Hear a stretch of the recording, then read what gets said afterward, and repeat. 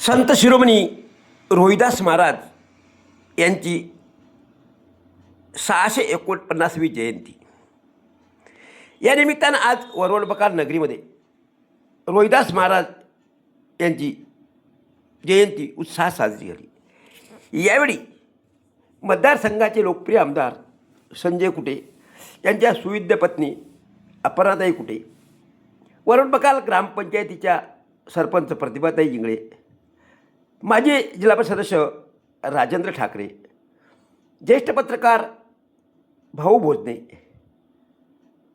शिवसेना नेते चेतन घिवे,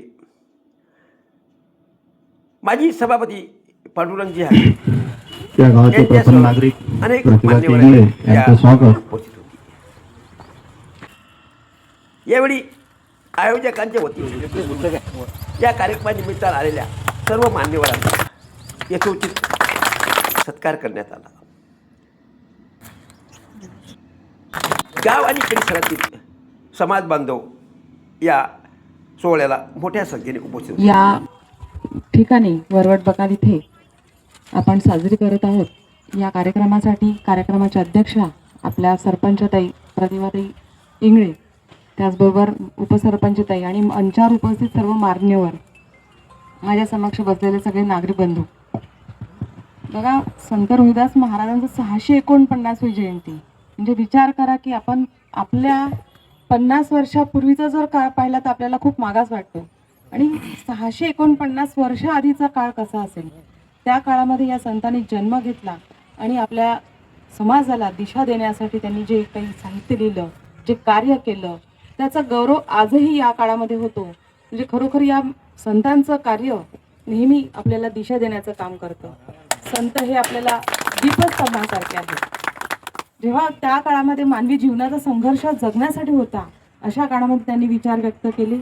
आणि एक चांगला माणूस जर असेल, त्यांनी एक छान वाक्य वाचलं मी, मन चंगा तो कटोती में गंगा. म्हणजे माणसाचं मन चांगलं असेल तर तुम्हाला देवाच्या दारी जायची गरज नाही, देवदेव करायची गरज नाही आहे.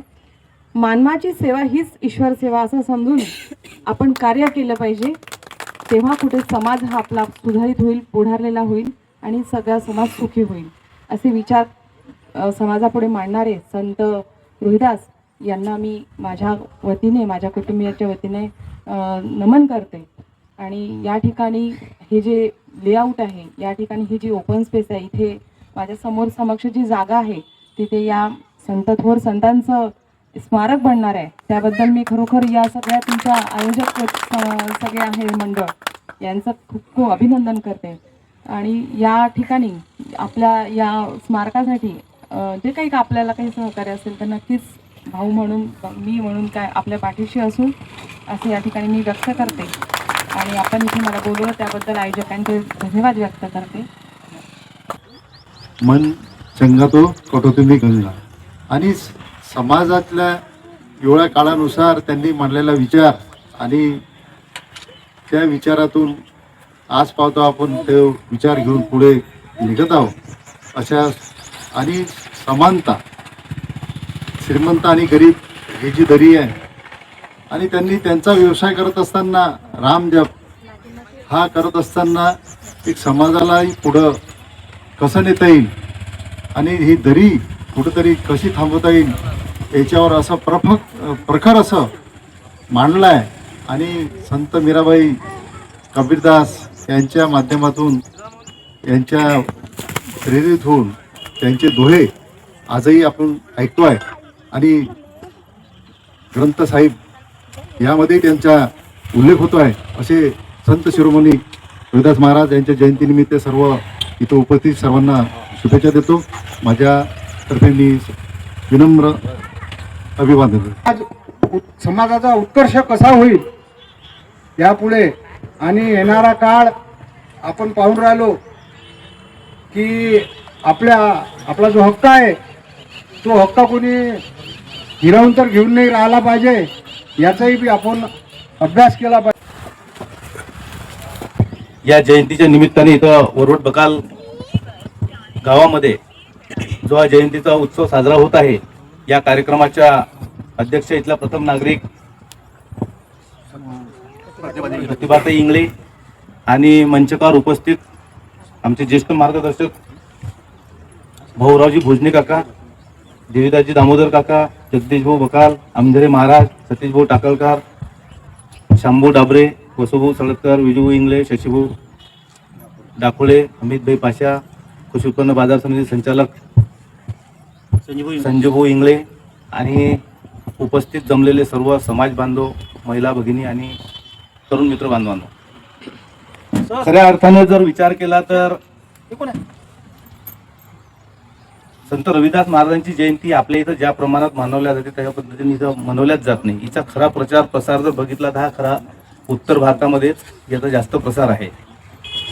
त्याचं कारणही तसंच आहे की रविदास महाराजांचं पूर्ण आयुष्य ही वाराणसी शहरामध्ये गंगेच्या किनारी बऱ्यापैकी त्यांचं तिथं वास्तव राहिलं. आजच्या 649 वर्षाच्या पूर्वी म्हणजे 1300 किंवा 1400च्या शतकातला विषय. त्या काळामध्ये समाज हितामध्ये जे असलेली जी दुरी आहे, दलित असतील, शूद्र असतील, क्षत्रिय असतील, ब्राह्मण असतील, यांनी ज्या ज्या लोकांनी दरी निर्माण केली ती दरी मिटवण्याचं काम त्यांनी चांगल्या प्रकारे ते केलं आणि ते समाज प्रबोधनाच्या माध्यमातून त्यांनी लोकांच्या समोर हे सर्व मांडलं. आणि ही जी विषमता आहे ही दूर झाली पाहिजे ही त्या काळात त्यांची भावना होती. त्यांच्या माध्यमातून त्यांनी जे काही समाज प्रबोधनाचे काम केलं, त्यांनी धार्मिक विधिवत पूजा वगैरे जे आहे देवधर्माची पूजा अर्चा ह्या सर्व गोष्टी त्यांनी केल्या आणि ते करून सुद्धा त्यांनी हे काम केलं. हे करत असताना त्यांचा जो सामाजिक व्यवसाय होता तो ते करत होते, त्याच्यातून त्यांची जी उपजीविका ती पण भागवत होते, परिवारातही पूर्ण गाळा चालवत होते. अशा अवस्थेमध्ये त्यांनी त्यांच्या माध्यमातून जे आता गुरु गोविंद साहेबांचा जो ग्रंथ आहे ह्या ग्रंथामध्ये त्यांच्या दोह्याचा चांगल्या प्रकारे उल्लेख केला. बऱ्यापैकी त्या ग्रंथामध्ये यांचा उल्लेख केलेला आहे. तर बांधवांनो, माझं या प्रसंगी हेच सांगणं आहे की आपण त्यामधून ह्या जयंत्या डीजे गिजे ह्या उत्सव न साजरे करता ह्या माध्यमातून असे समाज प्रबोधनाचे कार्यक्रम चांगल्या प्रकारे घेतले पाहिजे आणि समाजाला त्यांची खऱ्या अर्थाने त्यांनी जे शिकवण दिलेली आहे ती खऱ्या अर्थाने समाजाला त्याची पुढे ते त्यांच्या आचरण कसं येईल यावर आपण खऱ्या अर्थाने त्यावर प्रयत्न केला पाहिजे.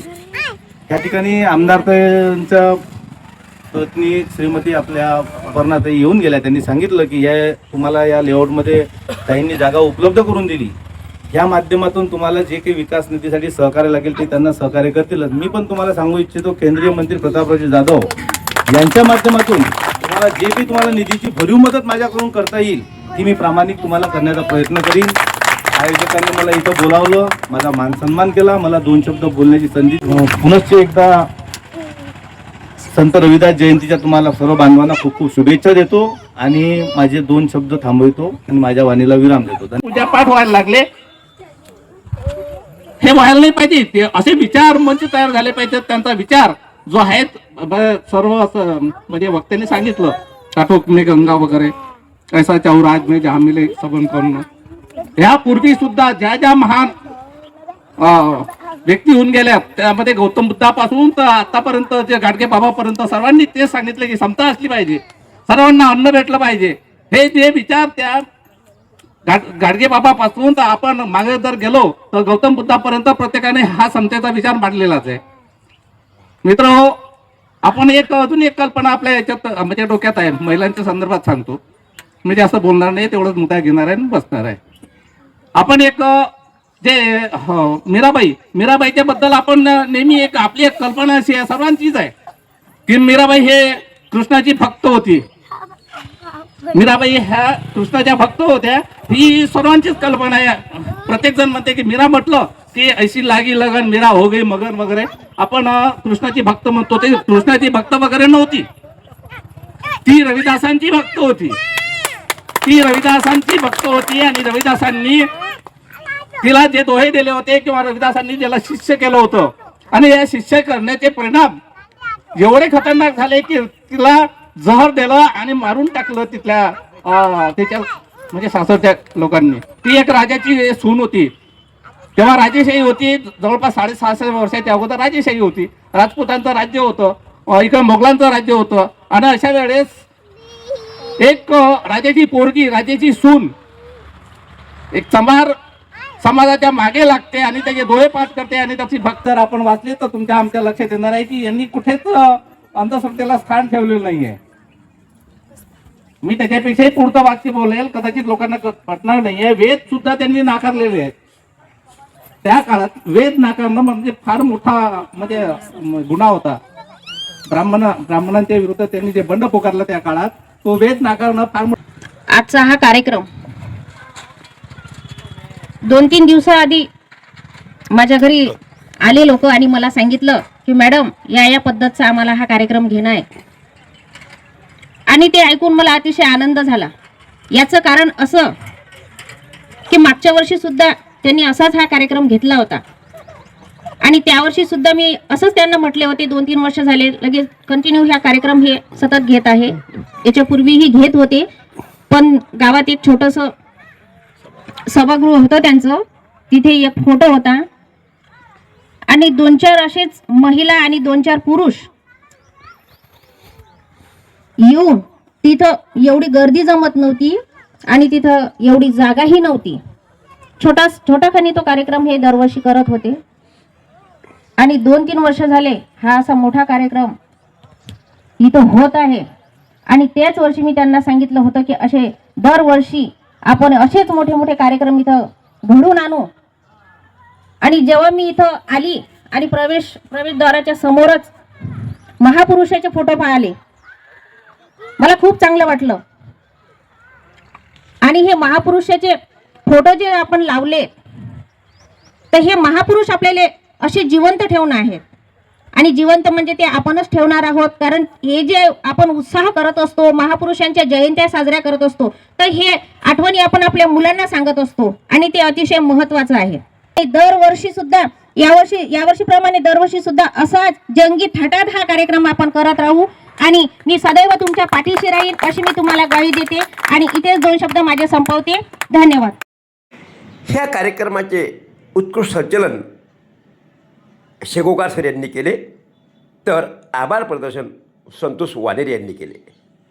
कॅमेरामॅन सुरेश प्रल्हाद दातार, साक्षीदार न्यूज, वरवड बकाल.